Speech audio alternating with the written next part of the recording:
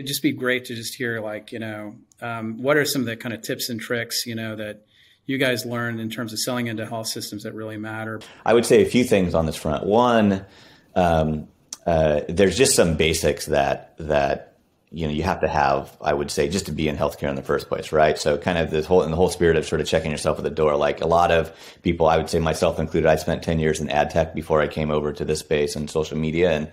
And the first healthcare company, they're all hard. The first one was really hard because a lot of us come into the space thinking, hey, over here in these other spaces, we just, we made some software and then turned this dial and this thing here and just implemented it and everything was better. And in healthcare, that's all true technically, but then as you know, the political will and the infrastructure and the legacy just, grinds it all down, right? And so I think the first thing is you just have to have the basics of persistence and willing to take the leap and risk tolerance and all that kind of stuff.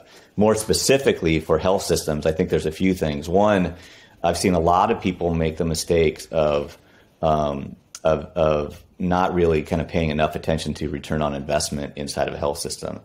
Even a nonprofit, giant nonprofit like you're part of, Aaron, right? And I know you get this. Like it's still, you still have to run it as a business in order to, the margin drives the mission, right? It is how it goes, and so you still have to be able to do that. So I think it's really easy for folks not to put the work into really proving and validating out ROI in order to make sure that you can access budget. And it's got to be relative ROI, right? I mean, the other trap I've seen people fall into is we'll show you an ROI that typically tied to some quality improvement that you realize, down the road sometime, which is good, but it's probably not going to win against something that can do that, but can also make an impact right now as well, right? So hard and kind of soft ROI. I think people miss that a bunch.